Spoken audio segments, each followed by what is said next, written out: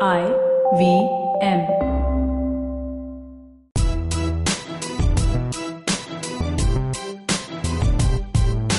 Hi, I'm Zarina Poonawalla, your peak performance coach, life coach, emotional intelligence practitioner, and NLP practitioner. I'm also the founder of Abzo Expertise Unique, and my organization constantly aims at building leaders across continents. After having worked with so many dynamic business honchos, entrepreneurs, startups, CEOs, management gurus, parents, and student communities worldwide, I am convinced that every individual has unleashed potential. And all we really need to do is realize it. Watch the magic unfold, enhance quality of life, relationships, and professions. On my show, be ready for some riveting conversations with inspirational people, snippets, stories, and much more. So here I am on this exceptional journey to find empowerment and inspiration anywhere I can. Come join me on this breathtaking path of self-realization, potential maximization, positivity, and most of all, embrace your inner power. You are on your way to empowering yourselves. Welcome to the Empowering Series with Zarina Poonawalla. On today's episode, I'm in conversation with a relentless torchbearer whose vision has walked him in the direction that only a few fearless, brave individuals tread along. He has made the dream of safe water for all come true. Please welcome Dr. Parag Agarwal, founder and CEO of JanaJal. Hello, Dr. Parag Agarwal. How are you today? Very well. Thank you, Zarina. Thank you for those lovely words. It feels good to hear how one can be described from somebody else. So thank you very much for that.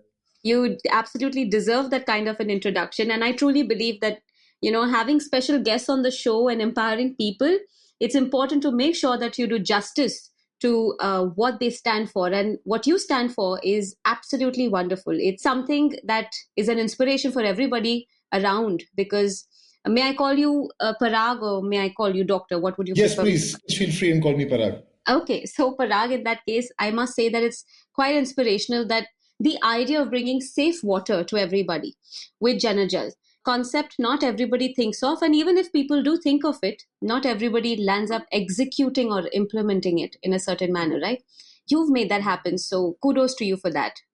Thank you. You're absolutely right when you say this, and I deeply appreciate your words, is because, the problem or the lack of access to safe water has been a problem forever, and it remains a problem. So there's no secret associated with that. But, very few have really ventured to go out and try and attempt to solve the problem. And yes, that is one thing that we venture out to do. And, it's held us in good stead. Fantastic. So first, let me begin by asking you, Parag, how have the past few months been for you? How has this year been turning out for you? Well, quite honestly, this year has been absolutely, it has been as vicious as it has been for just about anybody else. Right. There is no doubt about that. And, I would actually not be speaking the truth if I said anything otherwise.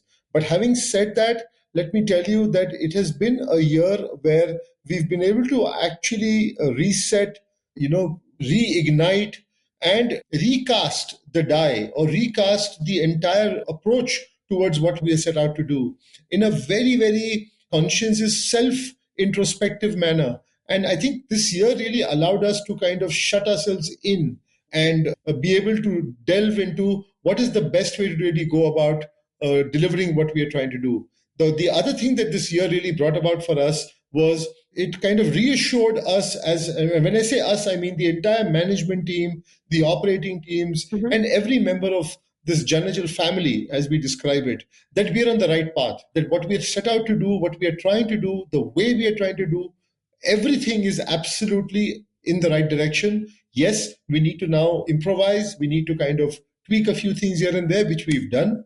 And I think the significance of safe water only went up several notches, during the pandemic period. And now I think the world begins to view us with a lot more respect and I'm saying this very consciously because previously there was always acknowledgement and a lot of appreciation for what we're doing, but that respect was somewhere, kind of missing because people thought, oh, it's a very menial thing to do to kind of, make safe drinking water available. What's the big deal? Right. 5 rupees a liter, 1 rupee a liter, 25 paisa a liter. What are you guys out to do? It makes no sense. But today that respect has come in. They understand that, oh my God, you guys are actually doing something that involves saving the planet, that involves saving the world, that involves saving health, that involves preserving health, that involves eliminating even COVID-19 from people's Right. lives. And Right. all of that has been brought into perspective. The fact that, I mean, you've put this so rightly, because I think respect is something that goes lacking when people think something is so trivial and, oh, it's hardly anything. But the kind of effort it takes to do something on a mass or a volume scale, like water can be the most underrated and yet the most important essential in our lives. And making sure that people are able to have that and be able to consume safe, clean water is something not many people think of. Parag, how did you come up with this idea? How did this journey start for you? Well, it almost seems like another lifetime, but yes, but over 10 years ago now, I think, yes, around 10 years ago, from Mhm. 2010, 2011, it was. And, I belong to Pune. I was born and brought up in Pune. Oh, And that's lovely. when we used to shuttle between Pune and Mumbai very, very often, Mhm. probably at times 4 times a week, drive out in the morning, come back in the night. And then we used to keep doing our pit stops at the food mall. And one of those visits and one of those travels, and we ate, we walked up to the car, and just when we were getting into the car, I had this lady with a little child in her arms Mhm. coming in, and asking for help. I'm trying not to use the word begging, but I understand. asking for help, asking for something. Mhm. And unfortunately, at that point in time, I was not carrying my wallet on me. It was in the bag, which was in the boot. So for some reason, I was not carrying it. I just went out. I had a bottle of water and a sandwich. Mhm. So I tried to give her the sandwich. I thought she would prefer food, and she said, "Nahi, he mala nako, he ushta hai." Hmm. Means, in Marathi, it basically means it has been eaten into. So Hmm. I don't want this. And then she pointed to the bottle of water, which also I had drunk half of. And she Hmm. said, "Give me this." And I Ah. was surprised because on one hand, she called my sandwich as, she didn't qualify. And then she Hmm. preferred the bottle of water, which I had drunk out of. Hmm. And then I gave it to her, and she immediately opened it and stuck it and, gave it to her child. And then she drank the last little bit herself. And that was a telling moment in my life when I realized that, what's going on? I mean, Hmm. water is such a privilege. Why is water such a privilege for only the few? Right. I saw the appreciation for safe water in her eyes and the satisfaction, the smile it brought on a child's face, on her face. And she just walked away after that. She didn't even look back to ask for anything else. And that's when, it just dawned upon me. And those days I was already doing water management at a larger Okay. level. And that moment was the eureka moment when I said, no, I need to focus on drinking water and bridging this Right. gap, bridging this divide between demand and supply, its availability. It should not be, it has to be for all. And that is why our tagline says safe water for all. Right. Right. And you mentioned that you have been in a water project before, and at that time you were, when you had this revelation about the importance of drinking water and safe drinking water. How did that happen to you? So let's go a little back into your journey as to where you started off and how you reached that point of that eureka moment, Parag. Okay, great question. And it really takes me back deep into the past. When I say deep, because it's been only 10 years ago or maybe 12 years ago, but it seems like forever. Mm-hmm. But just to share with you, at that point in time, I was hitting my late 30s, and I've always been very entrepreneurial in nature. I've been an entrepreneur for almost 33 years now. I Oh, wow. don't know what it is to be anything else. My head is wired that way. I wish it wasn't sometimes, because it just does not allow you to kind of rest. It doesn't allow you that moment of just enjoying nothingness. But having said that, I've always been evangelizing technologies, bringing in new emerging technologies from around the Mm-hmm. world, and trying to basically marry technology with application in India.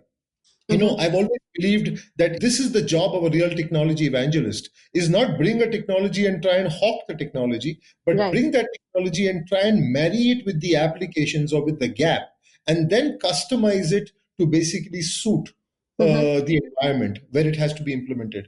And that is something I've done for almost 25 years now, over 25 years, since 1994. for that matter. Wow.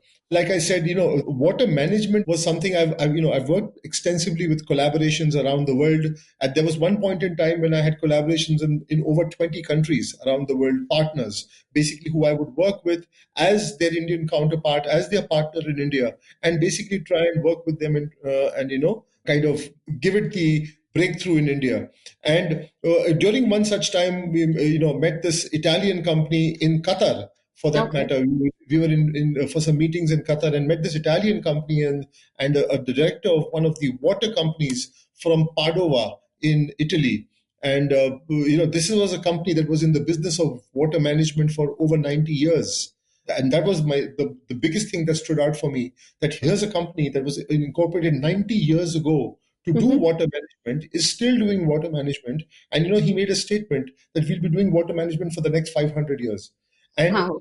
that then blew my mind away completely. I said, India needs water management as badly. So, that is where I decided to look at water management, understand what it encompassed, what were all the challenges surrounding it, what were all the opportunities within, and then try to, start doing that in India. And that's where I formed my water management company in India Mm-hmm. under collaboration with them. And then we were able to actually go out 2 years later and secure the biggest 24 by 7 water supply consulting contract from the Pune Municipal Corporation with them. So, that was the starting point of my plunge into water, or no pun intended.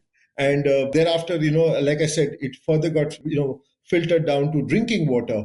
And the rest is history. I mean, one thing went on to another. I exit the water management company. I had a partner there, Mm-hmm. exit that in 2012. In 2013, incorporated JanaJal with the objective of only making safe drinking water, focusing on safe drinking water. And here we are today. So thank God for everything. Such an incredible journey, Parag.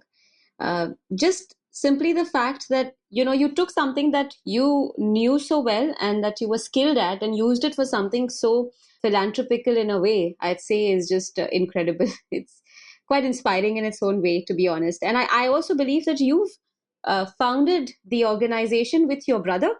That's right. So the company was founded like I said, in 2013. And my Correct. brother, who basically lives in the US himself, I mean, he's been the pillar of support. And as you know, perhaps most brothers are, but I'd like to believe that Mhm. he's a notch better than anybody else.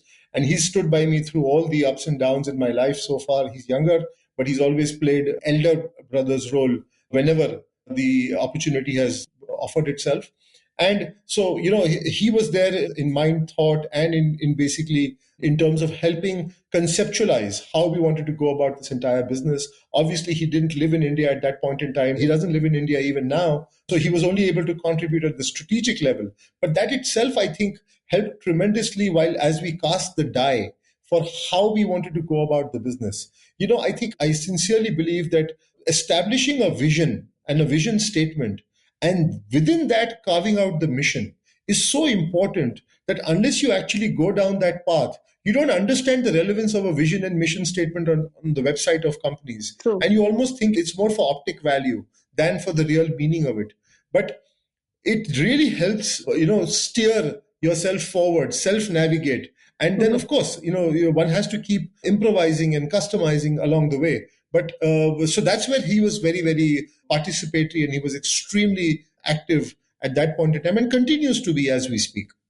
And this is so interesting because, having a family member and especially a sibling having the same goal or vision and having the same belief about something as you and taking it along for over a decade, it's quite an experience in itself, isn't it? It is, and it's fraught with its own challenges. So it's a great advantage to have. Yeah, I was going to come to that as well, Parag. Because then there are those times where the sibling aspect between yourselves comes into play, and Right. then so there was a time you grew up throwing cushions at each other, then there was a time you grew up throwing hockey sticks at each other, and Mhm. then there are times you now have verbal volleys. So all of that happened, and again, in hindsight we smile about it, but and we laugh about it, in fact. But we wouldn't want to go through those again. Yes, so it was difficult, and I think sometimes where the sibling thing helps is the level of confidence and conviction in the other. So Yeah. it's not necessary that just to give it a number, that on a scale of 10, it's not necessary that co-founders, especially when they are siblings, have to be at the level of 10 in terms of their confidence and conviction in each other and the concept. But Right. sometimes one being on 10 and the other standing even on 4 or 5, because you're siblings and there is this, you also understand the personality of the other, Yeah. you tend to say, oh, let's give it a shot. I believe in you. I know that, if you're saying it, I'm happy to back it. And that's where the sibling advantage comes into play. I mean, in most other cases, if one founder was standing at 10 and the other was standing at 4 or 5, it would be a deal breaker. Yeah, you're right. You're absolutely It would right. be a non-starter. And that's, there are those thin threads and very fine threads where the relationship acts as the biggest catalyst or the biggest binder in putting something together. That's quite well said. And I'm pretty sure, with age and time changing, there are a lot of family businesses which have become very corporate or have become IPOs. There are a lot of family businesses which are now going into the next generation and the generation after, that they're diversifying and whatnot. So this is great piece of advice, I'm sure, when you're working with a sibling or, you have a partner or a founder, co-founder as a family member. It's important to realize the nuances that it can play out for everybody, the pros and cons. And this is wonderful. I like this whole 4 and 10 concept. It's brilliant. It's absolutely brilliant. Thank you. I'm glad you appreciate it, because I would encourage a lot of siblings to actually try and work together. My brother and I, this was the first time we ever worked together in our lives. And I tell you, it's very important to have this binding thread between each other. And that binding thread, I call it the umbilical cord. Right. Again, as siblings, you were born from umbilical cords, right? That were connected to the same mothers. And all of that then comes into play. And when you're able to grind home the advantage of that, it is a force multiplier. That is so true. So, starting off the business with your sibling, having those, little pros and cons, and knowing that 4 and 10, and being able to handle that umbilical cord, you said, that binding thread Yes, that you have. absolutely. Fantastic.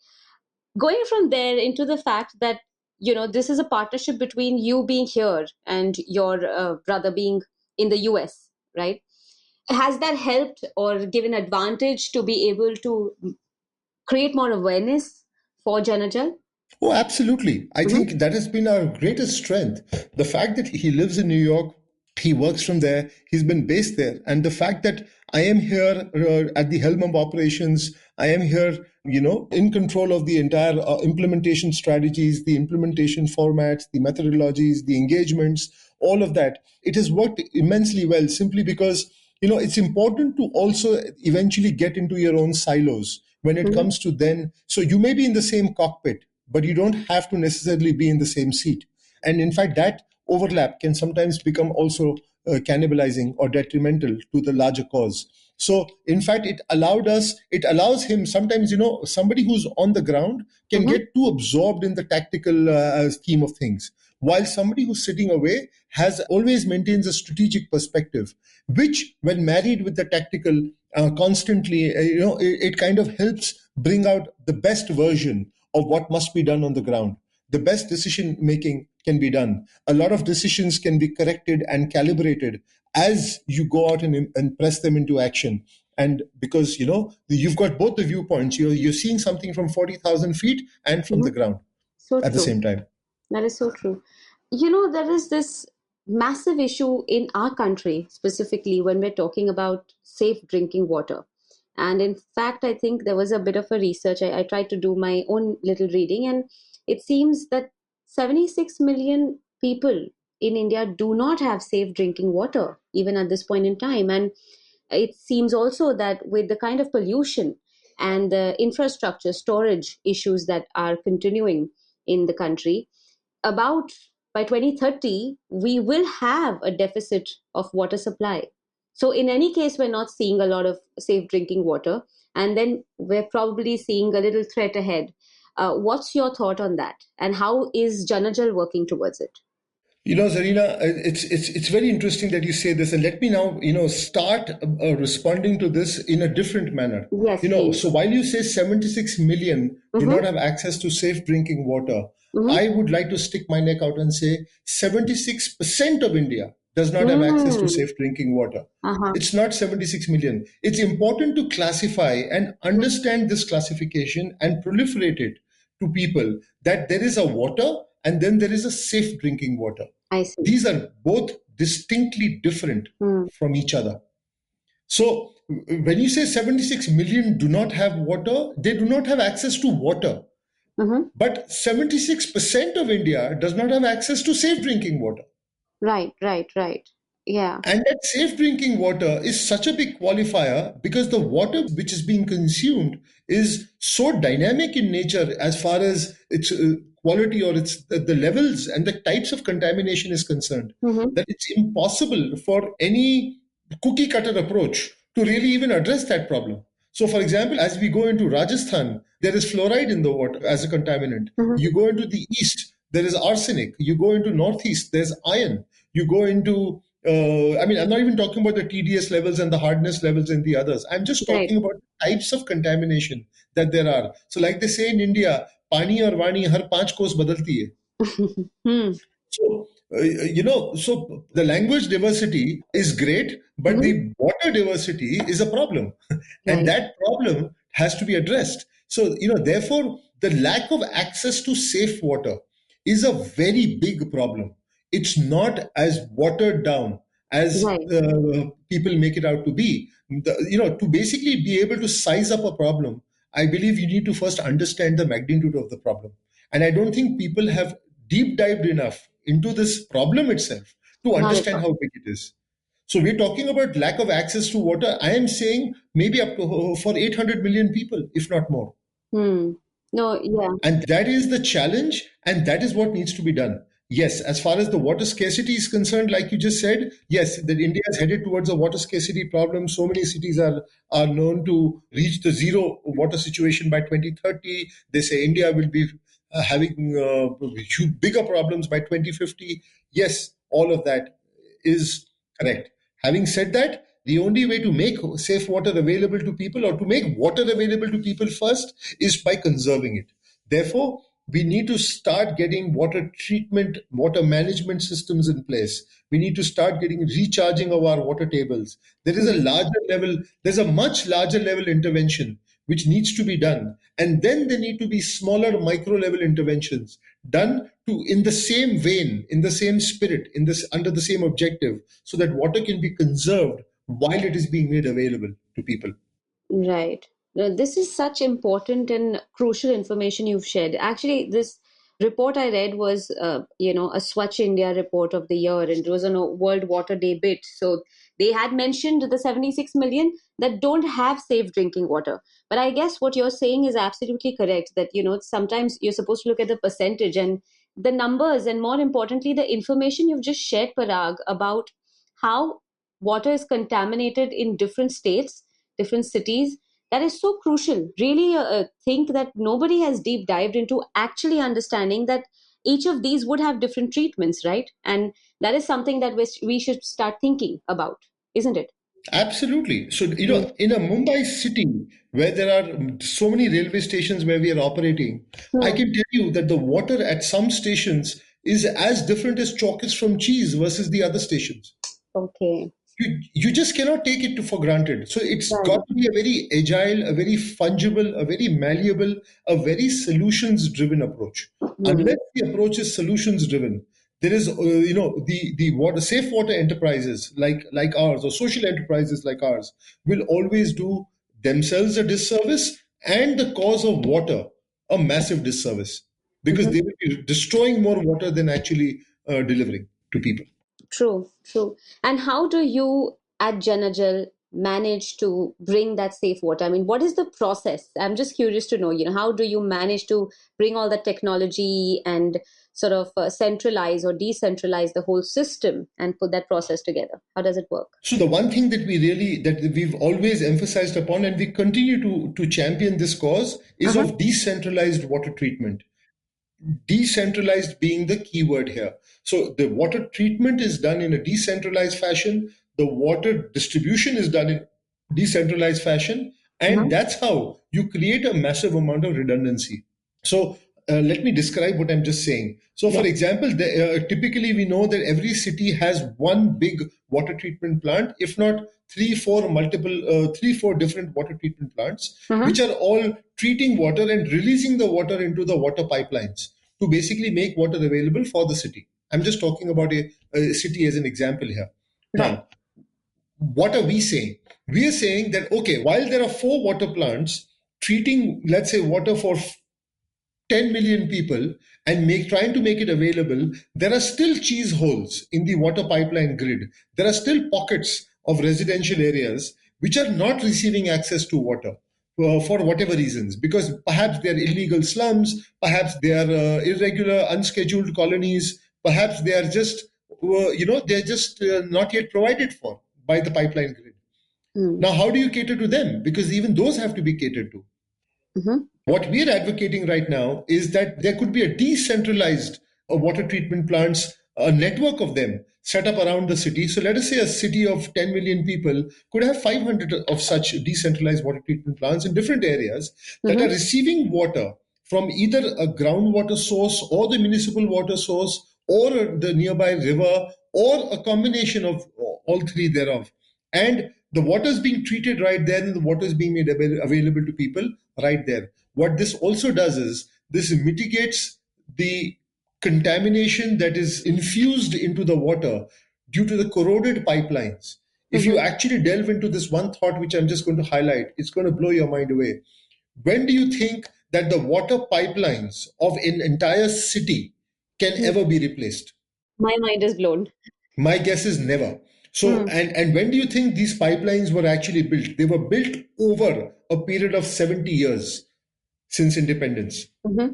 The average age of water pipelines in urban environments is 30 years, if not more. These were all galvanized iron pipes that are heavily corroded, that are right now in bad shape, and that are actually infusing contamination into the water. So if you take the next time you get onto the net, Google Flint, Michigan, and there's the River Flint in the city of Michigan in the US that had a massive problem where the pipelines were infusing lead into the water, and there were people, the citizens, dying because of that. And it became such a big problem that it's been going on since then. Even now, it's like 3 years old. So the point I'm making here is when you create a decentralized network that mitigates the need for the pipelines and that actually bypasses them, you are actually saving the need for huge amount of capital that is required to correct this. Parag, you spoke about decentralizing the whole process. What about technology? What kind of role does technology play in all of this? So, like I said, the company was conceived with the singular focus on extending services, operations, maintenance, and services to manage decentralized water treatment plants. What we realized at that point in time very early was that it would be impossible to manage large clusters of plants at remote locations without having a technology backbone. And that is where we decided to build our own proprietary technology platform which we now call the JJ Suite. What we also did was we built our own proprietary IoT controllers that work in tandem with sensors and now give us access to data, qualitative and quantitative, both from each of the plants that are operating and that are managed by us in the real time through either GPRS connectivity or Wi-Fi connectivity, and we're able to get constant visibility of what is the health of each plant, what is the health of its membranes, what is the input water quality, what is the output water quality, is there any reject water, how much is the reject water, and we know exactly about the preemptive maintenance routines as to which membrane is going to turn due for replacement and when. That is how we are able to basically offer people the confidence, infuse the trust in people that this water is always safe to consume.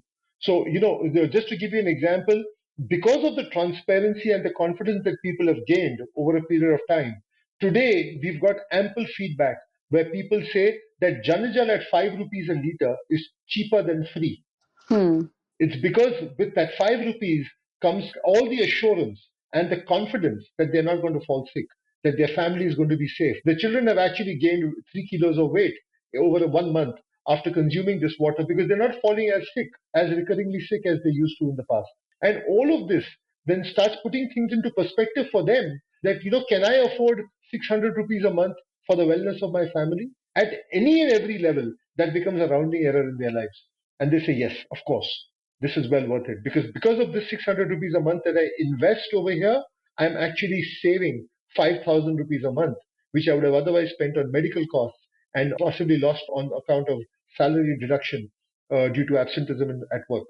It's so knowledgeable and that's very insightful because this kind of information, Parag, only a person so involved and so invested in something like this will be able to share. And I am really in awe of the fact that you have your research and, your thoughts so clearly panned out because it's important. It's so important for people to know that this is something one would never think of. Over 70 years of, galvanized pipelines, and we have no clue.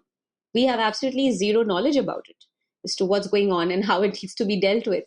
So, absolutely, Zarina. Let me further highlight one more issue to you. yeah, So, okay, we have pipelines as a problem. What about the overhead tanks in our own buildings?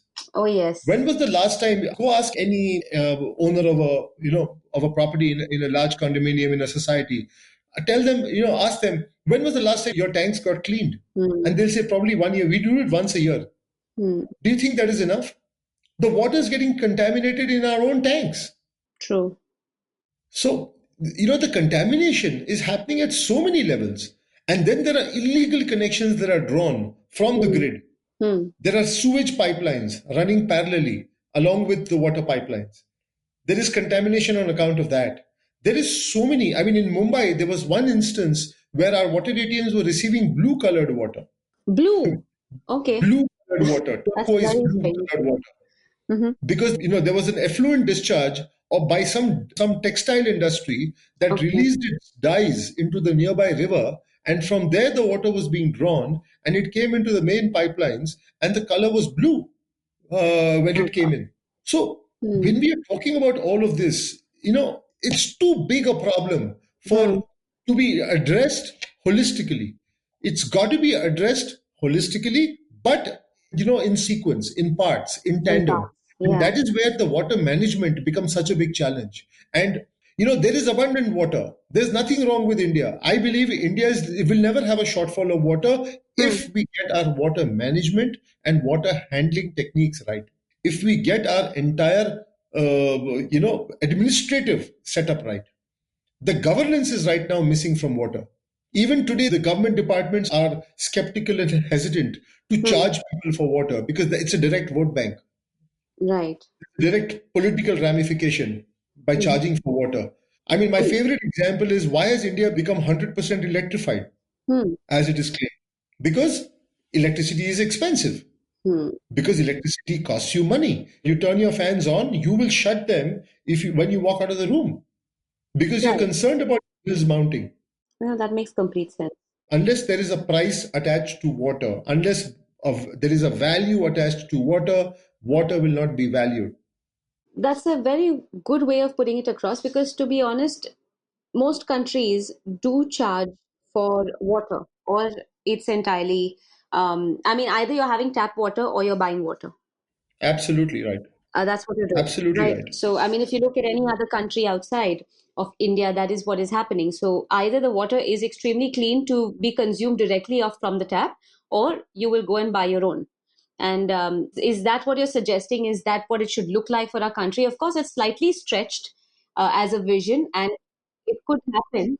No, I'm not even talking about the astronomical values, as in, I'm not saying make water expensive. I'm saying just attach a value to water. Let it be as little as 25 paisa a liter. So let me give you an example here. So we've done some significant projects under CSR with some large MNCs in the past, and the MNCs insisted that water must be made available for free. That was part of the project mission for them. Right. And we implemented it. So there was 20,000 liters of water being taken away from each of the safe water points that we set up. Those were not ATMs. Those were just safe water points where people could come and collect safe water for free and go away. and they were encouraged to do so. 20,000 liters taking off every day. Then 6 months later, we did a survey as to how the water is being used, how many people is it benefiting, so on and so forth. And you know what we realized? That some of the people were actually washing their buffaloes with that water. Oh, okay. Because it was free. Right. There were some people who were actually bathing with that water because it was free.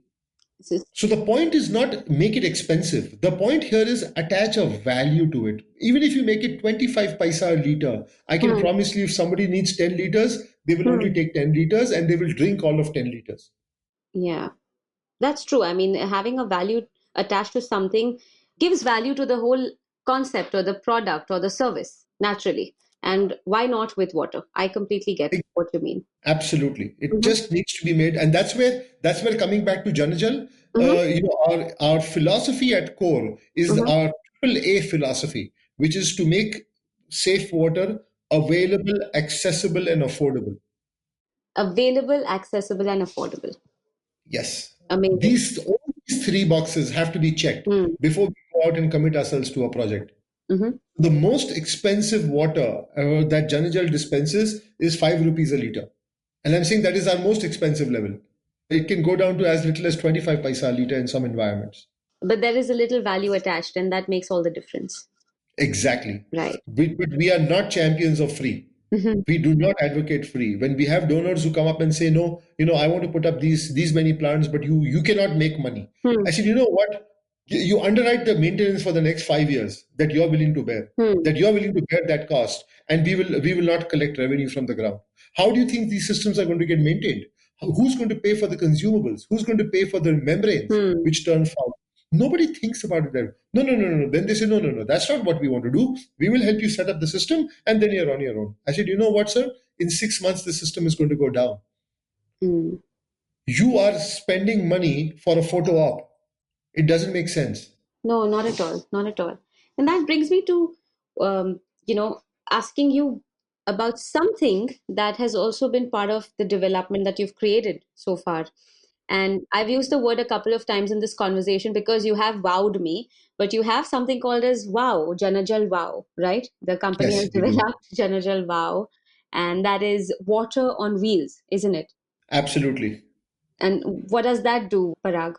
So water on wheels was another innovation. It was a very, very perceptive innovation that we actually came up with, and we started to work on that from 2017 onwards. Water on wheels, so one of the problems that is faced by the water sector globally is feasibility, viability. Right. And that problem stems from the fact that there isn't enough capacity utilization of the plants that are set up. Now, let me elaborate what I'm trying to say here. Sure. So let us say that somebody sets up a community plant with a capacity of 10,000 liters of dispensing 10,000 liters of water per day. The average capacity utilization that the plants actually, face or actually get subjected to is not exceeding 15%, 15. This is the reason why they are not able to sustain themselves. This is the reason why neither the entities that set them up are able to sustain, nor is the maintenance and after-sales service of those plants able to be conducted, because there's no money to do it.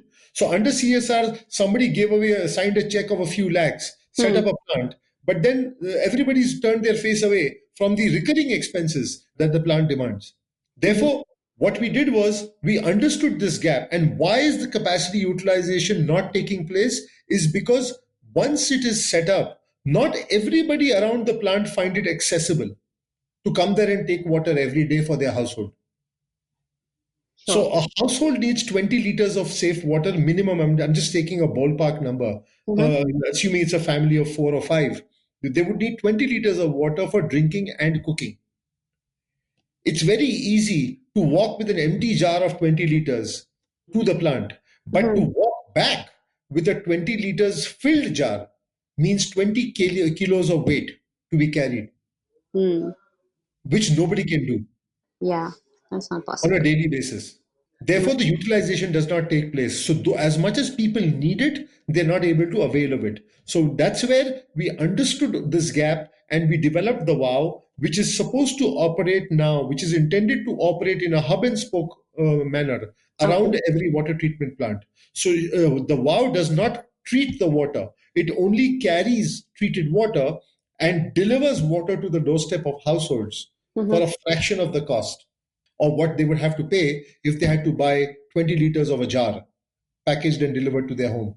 It's wonderful. That's actually very convenient, very well thought out. And that is where we actually we sowed the seeds for the Uberization of drinking water, trying to build, a shared water economy. Right, right. And in this entire process, Parag, do you have government initiatives or do you have any, are you collaborating with the government on a macro level to be able to deal with something like this so that it can reach out to more people? Absolutely. It is imperative to collaborate with government departments, with administrations at various levels for any project that is related to water. We all have to understand that despite all the privatization that has taken place in this country in the last 2 decades, in the last 3 decades nearly, water remains a government owned and managed utility. There is no private sector water management companies that are doing it. So plants are being set up by the private sector, but the management of that continues to be done by the municipal corporation or by the smart city corporation or by the panchayat or by the district magistrate's office, so on and so forth, or by the Jal Nigams, the Jal boards. There are so many bodies that are doing this. Therefore, and every plant that we set up requires a legitimate water connection. So there is always a government interface, and the government has been extremely supportive of these interventions. Yes, if you ask me, in the perfect world, it should have been done with more momentum, at a much faster pace, and the encouragement should have been much more. But that's the eternal entrepreneur in me speaking. But in all fairness, they've done very well. The concept of decentralized water treatment only started to take form and appear on ground post 2014, since the regime changed at the center. And after that, when the Swachh Bharat initiative was cast, that also added a major fillip to basically, and the emphasis was on water, sanitation, and hygiene, the wash facilities in India. So the first 5 years by the government was dedicated towards building sanitation facilities. And as we all know, since 2019, the slogan has been water, har ghar jal, nal se jal. That's right. That's absolutely right. So that brings me to this question. And coming towards the last segment, although this is so informative and insightful, and I really want to keep going on, getting to gain all this knowledge about how water works, how water management can actually change the face of safe drinking water, and how having value to a commodity like water can really change the way we look at it at a macro level. So all of this is so interesting, but I have to come to the last part of this conversation, Parag. And I'd love to know from you, what is that one belief that you swear by? In what context are you asking me? Well, it could be a belief you swear by when you're talking about life or, principle, or something that you would usually tell somebody. If there's a belief that you have, what is that one belief? If you want it to be water related, it can be that too. Okay, so the one belief I have, and let me speak it for any kind of an entrepreneur. When I say any kind of an entrepreneur, I mean an entrepreneur in any sector trying to create something, trying to build something going forward. That whatever you do has to be inclusive in nature now. Profit is no more and can no more be the singular objective behind trying to build a business, behind trying to conceive a new business. It has to be extremely inclusive in nature. Social welfare, community welfare, planet welfare has to be embedded deeply into whatever is being done. It is very important for this to never get disregarded, because it's not going to survive. Right. There was a time when CSR was confined to only those companies that were profit making. So if you had a turnover in excess of X amount, and then you would have to spend 2% of your profit compulsorily on CSR. Today, my mantra is, the way I say it is, if you ever aspire or dream to turn profitable, start doing CSR from day one of your existence. Wonderful. That's wonderful. And what is it that you would like to counsel or advise all these entrepreneurs? Possibly two or three things that you think are, let's say, your words of wisdom out there for entrepreneurs and people getting out on their own or working their way up. So, that's a very, very, that question could lead to another one Another hour of a conversation. conversation. That's true. Maybe we should do like a to be continued. We'll have a conversation about that. Certainly, and I'd be very happy to do that. But let me spell out three things Mm-hmm. which I believe that entrepreneurs must almost always keep in mind. Mm-hmm. The first one is risk appetite should be the highest with your own capital. Right. With your own The capital. moment with your own capital, Uh-huh. the Okay. moment you get invested into even 1 rupee by somebody else, you've got to start calibrating your risk and measuring your risk and risk to reward ratio very, very carefully. Hmm. People do the opposite. They're Yeah. very cautious with their own capital. The moment they get invested into, they begin to start getting very, very high-handed and careless and callous about their spending. True. So if you want to build value, Mm-hmm. you will have to really pull back and preserve the interest of all your investors. Mm-hmm. And two more. That takes me to the second point, Okay. is that it's important to create value versus profit. I'm not saying disregard profit, but value is always going to be delayed. It's always going to be a long process. Profit will be delayed. When you're out to create value, unless you create value, you're not going to be able to generate profit. You may generate profit in the short term, but it may not be sustainable. But if you generate value in the long term, you will get profit exponentially coming your way. Right.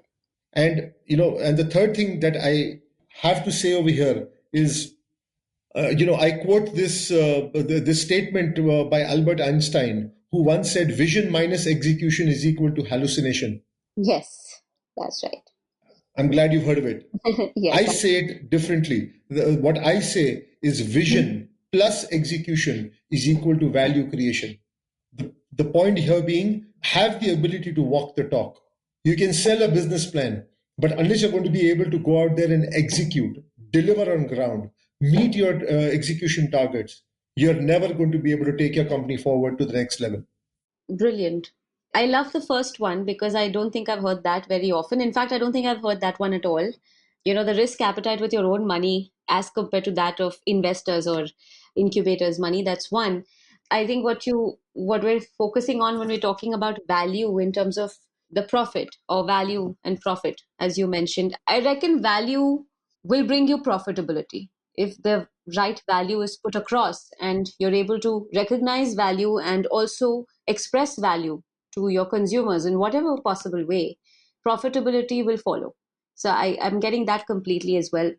And the last bit, I think you just have a nice way of summarizing it all up, because eventually that's very important for every entrepreneur to know that value creation is the most important thing when it comes to any business. So Absolutely. Execution, vision plus execution. execution and value creation, absolutely. Brings me to the last question, Parag. So it's a pity that this conversation is ending here today, but I'm definite that we'll do something again, have a conversation again very soon. We'll find a way to bring you back on on this episode. I look forward to that. I will look forward to that. Okay, so let's come to the last question of this conversation today. What is it that empowers you, Parag? The ability to touch lives is what empowers me. The ability to just knowing that, one intervention, one implementation, one project, Hmm. one water ATM can touch the lives of 1,000 people and upgrade them in terms of health, wellness, dignity, self-sufficiency, economic prosperity is an absolutely, it's the most humbling feeling. And there is nothing more empowering than the feeling of being able to empower people. Amazing. That's absolutely incredible. On that note, I have to say that this has been an extremely insightful and valuable conversation, even for me, because I've learned a lot about how water can be treated and how water can be managed and how much we need to keep in mind, let's say mindful usage and conscious usage and consumption of water. So this is fantastic. Thank you so much. And I wish JanaJal all the best. I wish you reach millions of people out there. And you're part of that crusade because you already are. That takes everybody into that safe space of being able to enjoy safe drinking water. Thank you, Zarina. Big thank you, to your team, and thank you for doing this. This cause needs a lot of support. I deeply appreciate the fact that you consider this cause worthy of having on board and proliferating this further. And I remain at your disposal. Any more insights I can ever share, I'll be very happy to do that. I promise you, I'll always add value. Absolutely. I'm glad you mentioned that. And also, Parag, where can people reach you if people want to know more, if people want to understand more about JanaJal, how it works, or, possibly be part of it? How do we reach you? No, they're absolutely welcome to write into me. Email is the most convenient form of communication. In fact, I'm most proactive on my mails. So they can write into me at parag@janajal.com. That's my personal email address. It comes straight to me, and I will respond back within the hour, irrespective of where I am in this world. Excellent. Thank you so much, Parag. And this has really, truly been quite an eye-opener. Thank you for this conversation. And it was absolutely worth having this conversation with you. And all the best to you and your team as well. Thank you. And thank you once again for doing this. It's deeply appreciated. If you liked this podcast, don't forget to check out other interesting podcasts on the IVM network. You can listen to us on the IVM Podcast app or ivmpodcast.com. You can also follow us on our social media. We are at IVM Podcasts on Twitter and Instagram. I hope you enjoyed that show. If you aren't following us on social media, please do. We're IVM Podcasts on Twitter, Facebook, and Instagram. It's been an absolutely incredible week on the network. We had so many great guests, so many great episodes. Advertising is dead. We had Faye D'Souza on. Varun took a break for 4 weeks, but what a bang he's back with. Siddharth Deshmukh celebrates the 100th episode of The Traveling Professor. It is an amazing show which I cannot say enough good things about. Please do listen to it. And a different Siddharth on the network, Siddharth Bhatia. He's just been absolutely guest after guest, right? This week, Zoya Akhtar talking about Gully Boy. I couldn't imagine a more interesting conversation. Ragini Kumar is on 2 different episodes this week. She is on Cyrus Says and she is on Edges and Sledges, both in anticipation of her new show, Zindagi Diaries. Do check out her appearance on both of those shows and her new show as well. Tanvi and Shlok, the Millennial Athlete, had a phenomenal episode with Dinesh Karthik and Abhishek Nair. Absolutely riveting stuff, talking about mentorship in many different ways. Definitely do give that a listen. And finally, I have a request to all of you. We have our listener survey going out this week. Every year we send out a listener survey at the end of the year. We're doing it again this year. And we would really, really, really appreciate your help in letting us know a little bit more about yourself. Our advertisers are really keen to find out who is listening to us and more about them. Anything that you could do is kept anonymously, and we would really appreciate your help in this. And to sweeten the pot just a little bit, we'll be giving a randomly selected group of participants in the survey some IVM swag. Last year we gave out coffee mugs. What we're going to give out this year is still a surprise. So please do help us out. Would really, really appreciate that. And with that, I hope to see you again next week.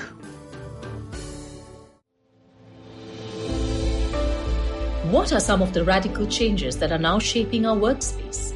With physical distancing and heightened safety protocols being the norm, will technology finally make its large-scale entry to the workspace? Will design as we know it change for the long term? Is it possible for the Indian commercial real estate space to adopt a 360-degree approach to sustainability?